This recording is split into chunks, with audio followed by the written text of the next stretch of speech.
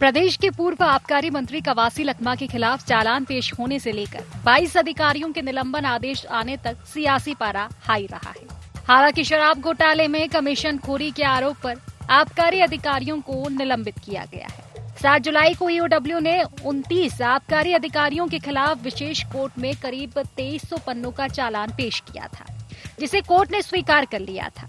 राज्य के इस बड़े घोटाले का खुलासा करने के बाद ईओडब्ल्यू की टीम ने इस मामले में चतुर्थ पूरक चालान को न्यायालय में प्रस्तुत किया था, जिसे 5 जुलाई को विशेष न्यायाधीश के अवकाश पर होने की वजह से प्रस्तुत नहीं किया जा सका था।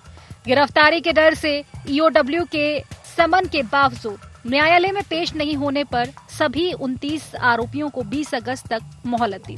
वहीं जांच में ये सामने भी आया कि पूर्व मंत्री कवासी लखमा के संरक्षण में इस सुनियोजित घोटाले को अंजाम दिया गया था और आरोपियों ने अपने व्यक्तिगत और पारिवारिक खातों में पैसों का ट्रांसफर किया था। राज्य गठन के बाद सबसे बड़ा निलंबन आदेश जारी। आबकारी विभाग के 29 में से 22 अधिकारी सस्पेंड। शराब घोटाले में सिंडिकेट की मदद करने का आरोप। अधिकारियों पर करोड़ों रुपए की रिश्वत का आरोप। ईओडब्ल्यू ने अधिकारियों के खिलाफ पेश की चार्जशीट। आबकारी विभाग के सचिव ने जारी किया आदेश।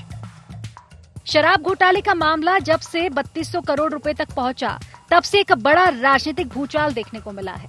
अब निलंबन आदेश आने से एक बार फिर राजनीति हो रही है। मुख्यमंत्री विष्णुदेव साय ने 2 टूक कहा कि प्रदेश में शराब घोटाले की जांच ईडी कर रही है और इसमें जो भी दोषी होगा उस पर कार्रवाई होगी। उप मुख्यमंत्री अरुण साव ने यह भी स्पष्ट किया कि जिसके खिलाफ तथ्य आएंगे उसके खिलाफ कानून के अनुसार कार्रवाई की जाएगी। वहीं कांग्रेस इसे सियासी साजिश करार दे रही है। पूर्व पीसीसी चीफ धनेंद्र साहू ने कहा कि बीजेपी राज्य और केंद्रीय एजेंसियों का उपयोग कर कांग्रेस नेताओं को बदनाम करने की कोशिश कर रही है। पूरे 2 साल से सरकार इनका यही काम कर रही है। अभी तक किसी भी मामले में इनकी ईडी या जितनी भी जांच एजेंसी है, कोई भी मामला जो है प्रमाण सहित अभी तक प्रस्तुत नहीं कर पाई है, जिसके आधार पर कोर्ट ने किसी को सजा दिया हो, किसी को उनके बारे में फैसला दिया हो। ये सिर्फ और सिर्फ ये एक हल्ला मचा करके नेताओं की छवि, सरकार की छवि को धूमिल करने के लिए, कांग्रेस की छवि को धूमिल करने का ही प्रयास कर रही है। कि ईडी अपनी लगातार कार्यवाही कर रही है। ईडी ने बहुत बारीकी से जांच किया है। न्यायालय में चालान पेश हुआ है।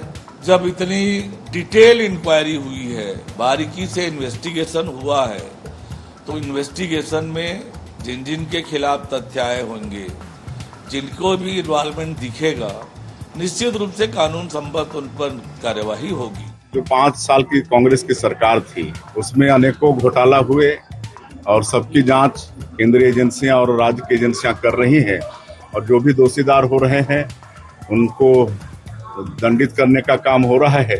शराब घोटाला भी एक बड़ा घोटाला यहाँ पर हुआ, उसकी भी जांच ईडी के द्वारा हो रही है और जो भी उसमें दोषीदार होंगे सबके प्रति कार्रवाई होगी।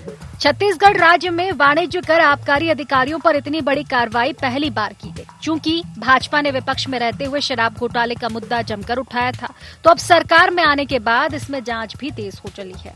जांच में बार बार नए तथ्य सामने आ रहे हैं और हर बड़ी कार्रवाई के बाद सियासत को तूल मिल रहा है। अब इतनी बड़ी कार्रवाई के बाद एक बार फिर से सियासी गलियारों में शराब घोटाले की चर्चाएं तेज हो चली है। Bureau report, IND 24।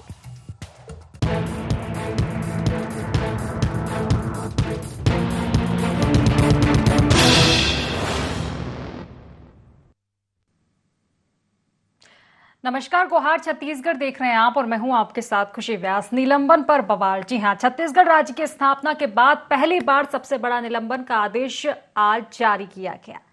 दरअसल शराब घोटाले मामले में 22 वाणिज्य कर आबकारी अधिकारियों पर निलंबन की गाज गिरी है और आदेश जारी होते ही सियासी गलियारों में हलचल फिर से तेज हो चुकी है। इस निलंबन को लेकर बवाल छत्तीसगढ़ में शुरू हो चुका है, क्योंकि शराब घोटाले मामले में जैसे जैसे कार्रवाई आगे बढ़ रही है, वैसे वैसे सियासत और भी बढ़ती जा रही है। सियासत की शुरुआत कवासी लखमा से होती है और अब जितनी भी कार्रवाइयां हो रही है उसको लेकर कहीं ना कहीं विपक्ष के तमाम सवाल है और इसको लेकर सियासत छत्तीसगढ़ में जारी है। तो आज इसी को लेकर चर्चा करेंगे, लेकिन उससे पहले गुहार पॉइंट जान लेते हैं। क्या लखमा के संरक्षण में किया गया शराब घोटाला? कौन है 22 सस्पेंड अधिकारी और उन पर क्या है आरोप? क्या शराब घोटाला मामले में बीजेपी कर रही कार्रवाई तेज?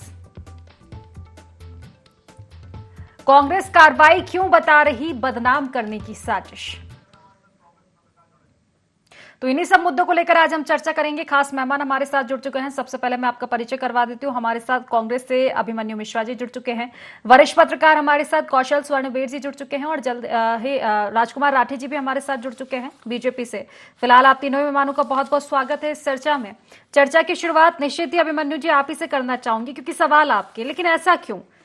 आबकारी विभाग शराब घोटाले मामले में जब जब कार्रवाई हो रही है, इसको लेकर सवाल तो तमाम आए हैं, चाहे लखमा जी की बात करें या अब कार्रवाइयां हो रही है, तो आखिर इतने सवाल क्यों? दूसरी चीज, कार्रवाई जांच एजेंसी करती है, घेरा बीजेपी को जा रहा है, आखिर कनेक्शन क्या है?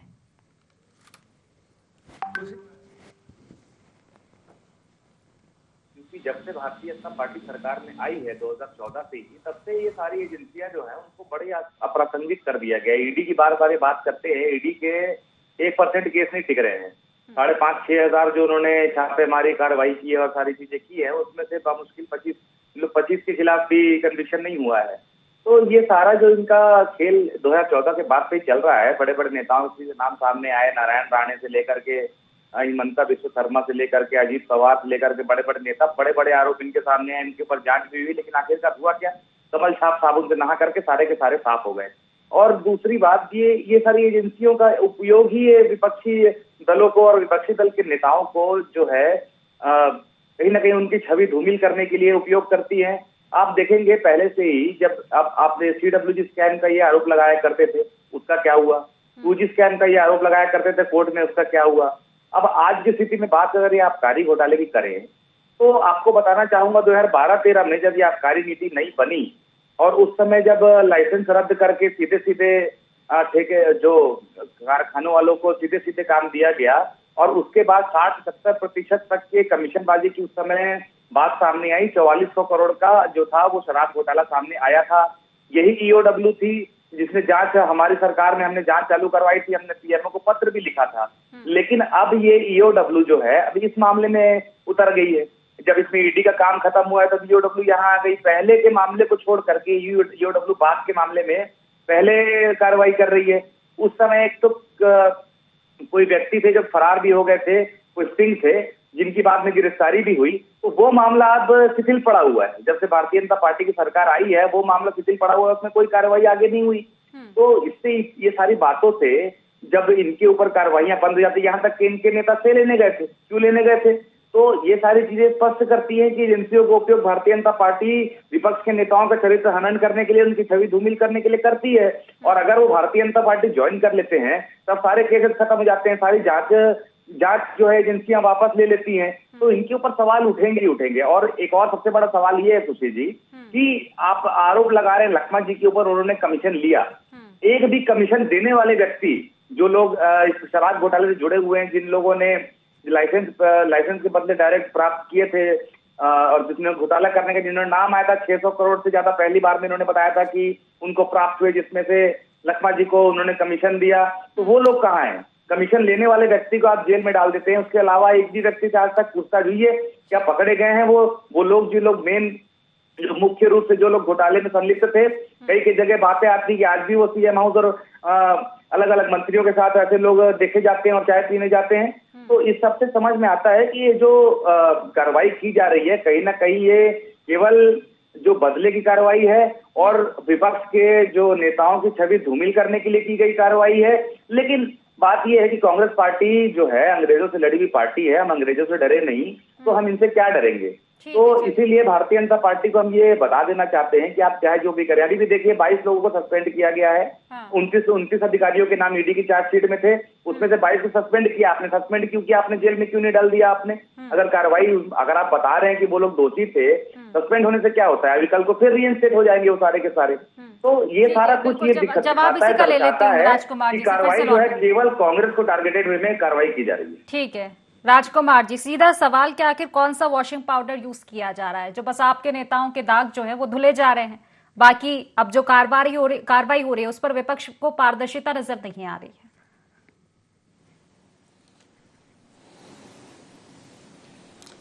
देखिए खुशी जी, जिस दिन विष्णुदेव साय जी भारतीय जनता पार्टी के छत्तीसगढ़ के मुख्यमंत्री बने थे, उसी दिन उन्होंने कह दिया था कि यह सरकार जीरो टॉलरेंस की सरकार है, भ्रष्टाचार को किसी भी सीमा पर बर्दाश्त नहीं किया जाएगा। और खुशी जी, हम तो 2100 करोड़ का घोटाला मान रहे थे, अब बात सामने आ रही है कि 3200 करोड़ का घोटाला है।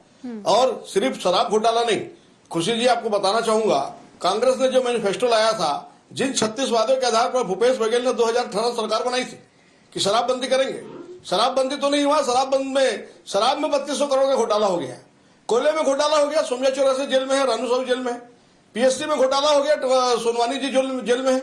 मेरे साथी प्रवक्ता भी नारायण राणे कहां की बात कर रहे थे, छत्तीसगढ़ की बात ये नहीं करते खुशी जी, क्योंकि इनको मालूम है, अभिमन्यु जी को मालूम है कि छत्तीसगढ़ में कांग्रेस की भूपेश बघेल सरकार ने 5 साल में सिर्फ घोटाला करने का काम किया, इंफ्रास्ट्रक्चर का कोई काम नहीं हुआ, 65,000 करोड़ रुपए कर्जा ले लिया, एक भी अंडरब्रिज, एक भी ओवरब्रिज, एक भी फ्लाईओवर नहीं बना।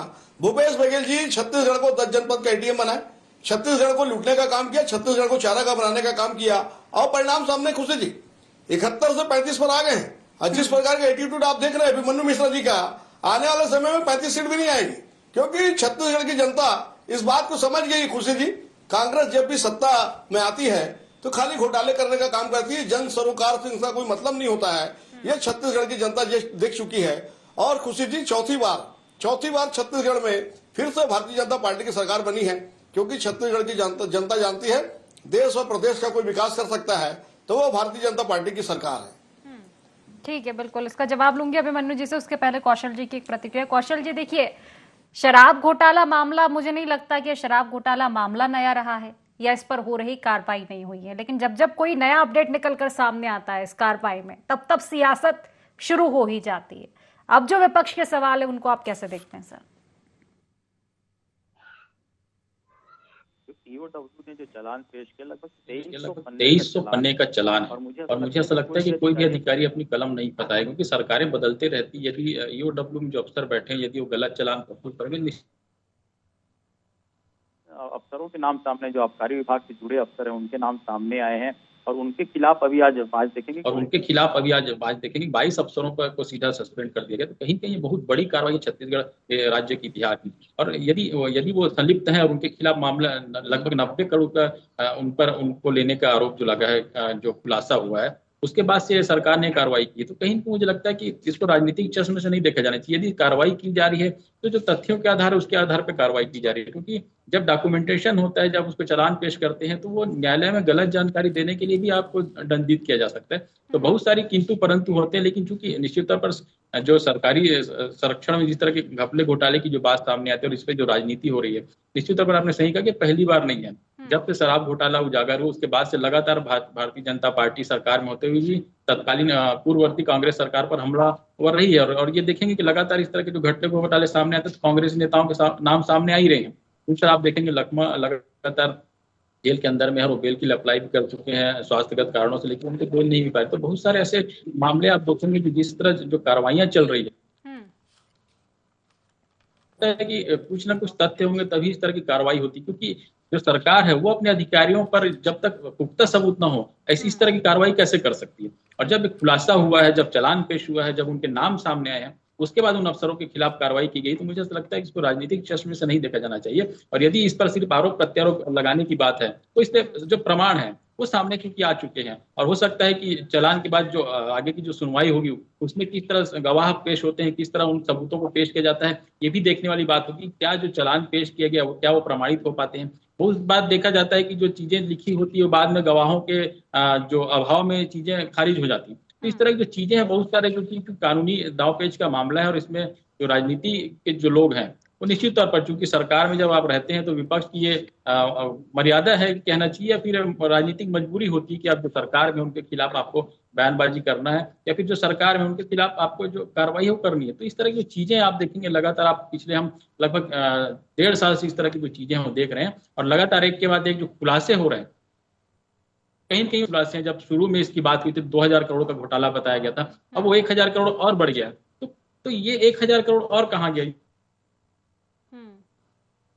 इस पर भी बहुत सारे खुलासे होने बाकी। मुझे ऐसा लगता है कि जो ईडी, एसीबी और ईओडब्ल्यू जो लगातार कार्रवाई कर रही है, तो आने वाले समय में कुछ और भी खुलासे इसमें होने की संभावना नजर आती है। निश्चित ही खुलासे तो होने ही है, क्योंकि अब 2100 करोड़ भी कहाँ रहा है, अब तो 3200 करोड़ तक पहुंच चुका है कौशल जी आंकड़ा भी। तो मुझे लगता है कार्रवाई लगातार जारी है, लेकिन कार्रवाई से अभिमन्यु जी फिर से वही सवाल रहेगा बार बार कि आखिर समस्या क्या है। अब कार्रवाई हो रही है तो यही कहा जाएगा कि कहीं तो आग लगी होगी तभी इतना धुआं निकल रहा है। अब कवासी लखमा जी इकलौते तो है नहीं जो कि शिकंजे में आए हैं, बल्कि हाल ही में ईडी ने दावा किया था कि उनके पास शायद करीब 64 करोड़ का दावा ईडी ने किया था अभी तक जो जांच हो पाई है। तो ये तो पहले से ही था कि अभी और भी लोग कहीं शामिल हैं, क्योंकि मामला तो 3200 करोड़ तक पहुंच गया है। जी बिल्कुल खुशी जी, सबसे बड़ी बात यही है कि मामला पहले ईडी ने बताया 2100 करोड़, अब ईओडब्ल्यू कह रही है 3200 करोड़। तो कहीं ना कहीं दोनों में से कोई एक तो गलत है। और उसके बाद जो आप कह रहे थे कि कार्रवाई से, तो मैं स्पष्ट कर देना चाहता हूँ, न्यायालयीन प्रक्रिया पे हमें कहीं कोई संदेह नहीं है, हम उनके साथ है। और जो भी न्यायालय का फैसला होगा, ईडी अपना पक्ष रखेगी, ईओडब्ल्यू अपना पक्ष रखेगी, हमारे जितने नेताओं के ऊपर जो भी आरोप लगाए गए वो अपना पक्ष रखेंगे और कोर्ट अपना फैसला लेगा। उसमें कहीं से कहीं तक कोई समस्या नहीं है, कोर्ट का फैसला आने तक के जो। लेकिन वही मैं कहने जा रहा था, भारतीय जनता पार्टी के प्रवक्ता महोदय हमारे साथ बैठे हैं कि जब तक कोर्ट का आदेश नहीं आ जाता तब तक आप कैसे किसी को आरोपी कहते हैं। लेकिन चूंकि भारतीय जनता पार्टी केवल कोरी बयानबाजी और हवाई आरोपों तक के सीमित हो गई है, मैंने यही कहा, यही CWG स्कैम का इनका जो आरोप था उसका हाल हुआ, यही 2G स्कैम के इनके आरोपों का हाल हुआ, तो यही यहां भी होगा। मैंने 2-3 सवाल पूछे कि जो पहले की जांच ईओडब्ल्यू कर रही थी, जो 2012 से लेकर 18 तक के बीच का आबकारी घोटाला 4400 करोड़ का, उसकी जांच कहां तक पहुंची ईओडब्ल्यू अब तक तो बता नहीं रही है। लेकिन उसके बाद के मामला जो इनके पास आया था उसकी जांच पहले कर रही है। अभी भी देखिए, मैंने 2-3 सवाल पूछे भारतीय जनता पार्टी के प्रवक्ता से, उनसे मुझे जवाब नहीं मिला। जीरो टॉलरेंस की बात कर रहे थे, तो भाई 60 करोड़ का टेंडर बस्तर में जो 120-30 करोड़ का हो जाता है, पत्रकार की हत्या हो जाती है जवाब उठाने वाले के, सवाल उठाने वाले के ऊपर, तो ये इनका जीरो टॉलरेंस है। बिना टेंडर के पुल बने जा रहे हैं, ये इनका जीरो टॉलरेंस है। फर्जी कंपनियां जो है CGMSC में टेंडर उठा रही है 50-50, 100-100 करोड़ के, ये इनका जीरो टॉलरेंस है। उसके बाद राजनांदगांव में गोली चल जाती है रेत चोरी, रेत माफियाओं द्वारा, ये इनका जीरो टॉलरेंस है, आज तक कोई पकड़ा नहीं गया। उसके बाद राजनांदगांव में फर्जी शराब, फर्जी बॉटलिंग, फर्जी होलोग्राम पकड़ाते हैं, आज तक क्या कार्रवाई हुई, ये इनका जीरो टॉलरेंस है। तो इनके झूठ का जो है अब गुब्बारा जो फूट चुका है। और आखिरकार 2 साल तक, 1.5 साल हो चुका, भारतीय जनता पार्टी के नेता प्रवक्ता जो है केवल झूठे आरोपों का राज कांग्रेस के खिलाफ आलाप रहे हैं और अपनी जो गलतियों को छुपाने की कोशिश कर रहे हैं। लेकिन जनता अब सब समझ रही है, इसलिए मैंने कहा जो 35 सीट कांग्रेस की करते रहते हैं, आज अगर आप चुनाव करवा लें, ये वापस 15 सीट में आ जाएंगे। क्योंकि इन्होंने 1.5 साल में ही वो हरकत कर दी, उस प्रकार का चीजें कर दी हैं। युवाओं के साथ इन्होंने धोखा किया, किसानों के साथ इन्होंने धोखा किया, आज DAP नहीं है, आज खाद नहीं है, युवा परेशान है, शिक्षक भर्ती के मामले में लोगों ने झूठ बोला। तो चारों तरफ से झूठ के आधार पर बनी इनकी सरकार जो है, आज भी झूठ के आधार पर अभी बचे 3-3.5 साल और निकालने के चक्कर में है। तो ऐसा नहीं होगा, आपको काम करना पड़ेगा। और आप कितना भी जो है दूसरों नेताओं पर आरोप लगा के या दूसरों का चरित्र हनन करके सोच ले कि हम अपनी छवि चमका लेंगे, तो ऐसा संभव नहीं है। आप जब तक जनता के हित में काम नहीं करेंगे, आप अपने वादे पूरे नहीं करेंगे, तब तक के जितने भी आरोप लगा ले, कांग्रेस पार्टी में फिर से कहूंगा कि कांग्रेस पार्टी डरने वालों में से नहीं है। हम अंग्रेजों से नहीं डरे, 3 गोडसे के बच्चों से हम क्या डरने वाले हैं, कोई डरने वाला नहीं है इनमें से। इनको जो चाहे करवा ले। ये भूपेश बघेल जी को पहले भी जेल में डाल चुके हैं, जेल से निकले थे, मुख्यमंत्री बने थे, इस बार फिर से चाहे जेल में डाल दें। लेकिन सच जो है, सच कभी छुपता नहीं। कोर्ट का आदेश आएगा, हम कोर्ट के साथ में हैं, और हमने अगर कुछ नहीं किया है तो हमें पूरा आत्मविश्वास है कि हमें कहीं से कहीं तक कोई फर्क नहीं पड़ेगा। जैसे कि 3WG स्कैम का हाल हुआ, 2G स्कैम का हाल हुआ, वैसे यहाँ भी हाल होने वाला है। क्लीन चिट मिलने वाली है हमारे नेताओं को। राजकुमार जी,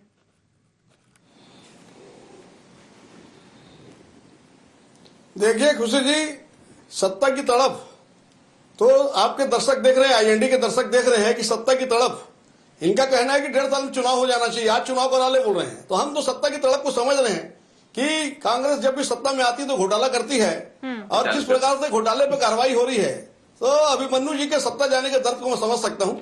अभी कह रहे थे कि आरोपी, कानून की जानकारी नहीं है मेरे साथी प्रवक्ता को, जब तक अपराध सिद्ध नहीं होता उसको आरोपी कहा जाता है, और अपराध सिद्ध होने के बाद वो अभियुक्त हो जाता है, मुलजिम हो जाता है। इस बात की कानून की जानकारी नहीं है। और मैं बताना चाहूंगा खुशी जी, जब भी इस प्रकार का मामला होता है, ये भारतीय जनता पार्टी को दोष देते हैं ईडी जो है स्वतंत्र एजेंसी है, सीबीआई स्वतंत्र एजेंसी है, वो जांच करती है, तथ्यों के आधार पर जांच करती है। खुशी जी, नेशनल हेराल्ड का जो मामला है जिसमें राहुल गांधी सोनिया गांधी को दोषी बताना चाहूंगा, ये भारतीय जनता पार्टी के शासन में मामला दर्ज नहीं हुआ है। 2013 में जब इनकी सरकार थी, मनमोहन सिंह जी प्रधानमंत्री थे, तब हाई कोर्ट के कहने पर इसमें जो है मामला दर्ज हुआ है और अभी चार्जशीट दाखिल हुई है। चार्जशीट दाखिल होने के बाद पूरे देश में ये लोग इस प्रकार से धरना प्रदर्शन कर रहे हैं। अरे यही काम अगर छत्तीसगढ़ और देश की जनता के लिए करते तो शायद इनका कुछ जनादेश बढ़ता। राहुल गांधी जी और सोनिया गांधी के खिलाफ चार्जशीट फाइल होती है और पूरे देश में जो है कांग्रेस जो है धरना प्रदर्शन करके सोचती है कि हम इस प्रकार से प्रेशर बनाएंगे तो हाई कोर्ट और सुप्रीम कोर्ट जो है प्रेशर में आएंगे। इनको लोकतंत्र पर, संविधान पर भरोसा नहीं है। अभी इन्होंने जो है रायपुर में एक सभा की थी, किसान, जवान और संविधान। खुशी जी, सबसे ज्यादा अगर किसान शोषण किया तो कांग्रेस की भूपेश बघेल ने कमीशन लिया तो दिया किसने? की बात की 400 रुपए खाते में आता था, 4 किस्त में देते थे, तरसा के देते थे, आखिरी के 2 किस्त का भुगतान नहीं हुआ। राजकुमार जी, एक सवाल और ऐड कर लीजिएगा अभिमन्यु जी का, 2 बार बोल चुके हैं वो। कमीशन देने वाले कहाँ है? अभिमन्यु जी का सवाल ये और ऐड कर लीजिएगा आप जी। ये वही बात है खुशी जी, कौवा कान ले गया, कान जो कमीशन लेने वाले अधिकारी हैं वो जो है 22 के खिलाफ जो है सस्पेंड किए 22 लोगों को। और कवासी लखमा जी तो खुद स्वीकार कर रहे हैं कि 3.5 करोड़ रुपए मिठाई के डब्बे में आता था। ये कोई राजकुमार राठी नहीं कर रहा है, आप देख लीजिए, स्वीकार कर रहे हैं कि मिठाई के डब्बे में 3.5 डब्बे में आता था। अधिकारियों के खिलाफ जो कार्रवाई हो रही है, कमीशन को लेकर कार्रवाई हो रही है खुशी जी। और कांग्रेस से किस नेता कमीशन देने वाले कहाँ हैं? वही तो सवाल है भाई साहब, कमीशन देने वाले कहाँ हैं? लेने वाले को जिस चीज डिपेंड कर दिया, देने वाले कहाँ हैं? बोलते हैं कि शीघ्र चुनाव होने वाला है। अभी तो सरकार बने मात्र 18 महीना हुआ है, संविधान के हिसाब से 5 साल की सरकार है। ये कांग्रेस तय करेगी क्या कि छत्तीसगढ़ में चुनाव हो जाए? अभी 3.5 साल का समय खुशी जी, दिसंबर। अरे कमीशन देने वाले कहाँ हैं? अभी 3.5 साल का समय है और इस 3.5 साल में खुशी जी, इस 3.5 साल में बहुत सारे जो कांग्रेस के नेता आपको जेल में दिखाई देंगे खुशी जी। चलिए ठीक है, फिलहाल देखिए समय की कमी है। ये मुद्दा ऐसा है कि इस पर फिर से चर्चा करने का मौका मिलेगा। मुझे पूरा विश्वास है कि फिर से चर्चा करने का मौका इस पर जरूर मिलेगा, पर और लंबी चर्चा करेंगे। अभी अंतिम प्रतिक्रिया कौशल जी से लूंगी। कौशल जी, देखिए जिस तरह से बार बार एक जांच एजेंसियों पर सवाल उठाए जा रहे हैं, खासतौर पर ये घोटाले को लेकर, शराब घोटाले को लेकर बार बार सवाल उठाते हैं। कांग्रेस की साइड से यही कहा जाता है कि ईडी, आईटी, सीबीआई भाजपा के 3 जमाई हैं, लेकिन पारदर्शिता को लेकर एक जो सवाल उठाया जा रहा है कि जांच तो की जा रही है, लेकिन जांच में सामने क्या आ रहा है ये दिखाया जाए। आपने बिल्कुल सही कहा कि जांच तो की जा रही है और जांच में सामने क्या दिखाया जाए। दूसरी ओर ये भी सवाल उठता है कि जो नकली होलोग्राम की बात कांग्रेस शासन काल में आती थी, वो नकली होलोग्राम अभी भी बन रहे हैं, क्योंकि आप देखेंगे लगातार कार्रवाई हो रही है। तो ये होलोग्राम बनवा तो रही है, सबसे बड़ा सवाल है। मुझे लगता है कि सरकार को इस दिशा में सोचना चाहिए। यदि शराब घोटाला नकली होलोग्राम से कांग्रेस के सरकार में हुआ है, तो क्या भारतीय जनता पार्टी की सरकार में भी इस तरह के कोई घपले घोटाले की गुंजाइश बन रही है क्या? क्योंकि खिलाड़ी तो वही है, सिर्फ चेहरे बदले सरकार के। तो मुझे ऐसा लगता है कि इस दिशा में भी सरकार को सोचना चाहिए और इस तरह के नकली होलोग्राम जो बनवा रहा है उसके खिलाफ भी सख्त कार्रवाई की जानी चाहिए, ताकि इस तरह की जो घोटाले और गड़बड़ियां हैं भविष्य में सामने ना आए। अब जो जनता का जो पैसा है वो इस तरह के घपले घोटालों की चीजों में ना जाए। निश्चित ही अगर कार्रवाई हो रही है, जांच की जा रही है, तो तह तक जाया जाए ताकि ये रिपीट ना हो। नहीं तो अभी बीजेपी कार्रवाई कर रही है, फिर कांग्रेस फिर विरोध करेगी तमाम चीजों को लेकर, या फिर अगली बार सत्ता में आए तो फिर ये कार्रवाई करेंगे, विरोध करेंगे, तो सिलसिला चलता रहेगा जब तक तह तक नहीं जाया जाएगा। फिलहाल क्योंकि समय की कमी, इसलिए चर्चा को समाप्त करना पड़ेगा। आप तीनों मेहमानों को बहुत बहुत शुक्रिया इस चर्चा में जुड़ने के लिए। तो देखिए, शराब घोटाला नई बात नहीं है, इस पर सियासत होना, बार बार कार्रवाई होती है, एक नया अपडेट सामने आता है और एक नए सियासत के सुर भी शुरू हो जाते हैं। देखने वाली बात होगी इस पूरी कार्रवाई में आकर निकलकर क्या सामने आता है और क्या वाकई कार्रवाई के बाद लगाम लग पाएगी इन घोटालों पर और कितनी पारदर्शिता दिख पाएगी। तो ये तमाम सवाल है जो कि मुझे लगता है सियासत में फिलहाल तो बने रहेंगे। फिलहाल गुहार छत्तीसगढ़ में बस इतना ही। आप बने रहिए IND24 के साथ। नमस्कार।